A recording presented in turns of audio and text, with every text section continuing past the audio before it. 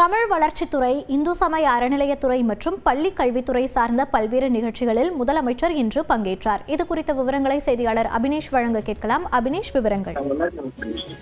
முதலமைச்சர் மு.க.ஸ்டாலின் இன்று பல்வேறு முடிவுற்ற திட்ட பணிகளை தொடங்கி வைத்தார். அந்த வகையில இந்து சமய அறநிலையத்துறை, அதே போல பள்ளி கல்வித்துறை உள்ளிட்ட முடிவுற்ற திட்ட பணிகளை காணொலி காட்சி வாயிலாகவும் தொடங்கி வைத்திருக்கக்கூடிய முதலமைச்சர் மு.க.ஸ்டாலின் மிக முக்கியமாக ஊரக வளர்ச்சி மற்றும் ஊராட்சித்துறை சார்பில்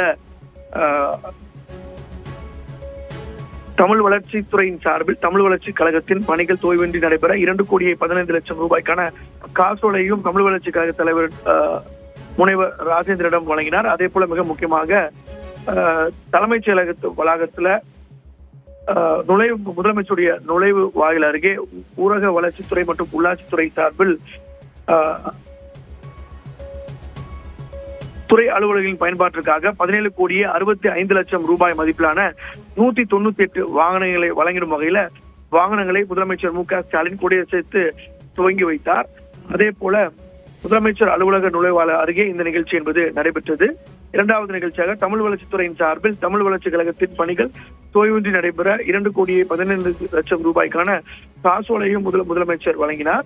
அடுத்தபடியாக இந்து சமய அறநிலையத்துறையின் சார்பில் 100 கோடி ரூபாய் மதிப்பீட்டில் 1000 ஆண்டுகளுக்கு முற்பட்ட 63 கோவில்களில் அதன் பழமை மாறாமல் புனரமைக்கும் வகையிலான கோவில் திருப்பணிகளையும் முதலமைச்சர் மு.க.ஸ்டாலின் காணொலி காட்சி வாயிலாக தொடங்கி வைத்தார்.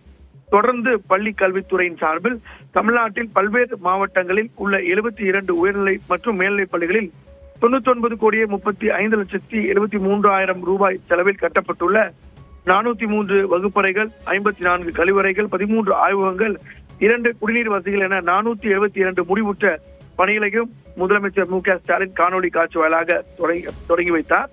மேலும் பள்ளி கல்வித்துறையின் சார்பில் உலக பொதுமுறை திருக்குறள் என சொல்லக்கூடிய நூலினையும் முதலமைச்சர் மு.க.ஸ்டாலின் வெளியிட்டார். இந்த நூலானது தமிழ்நாடு பாடநூல் மற்றும் கல்வியியல் பணிகள் கழகம் மொழிபெயர்ப்பு திட்டத்தின் கீழ், முத்தமிழறிஞர் மொழிபெயர்ப்பு திட்டத்தின் கீழ் சிகாகோ உலக தமிழ் மொழி அறக்கட்டளையுடன் சேர்ந்து கூட்டு வெளியீடாக இந்த நூல் வடிவமைக்கப்பட்டு அந்த நூலை முதலமைச்சர் மு.க.ஸ்டாலின் வெளியிட்டார். விவரங்களை பதிவு செய்தமைக்கு நன்றி அபினேஷ்.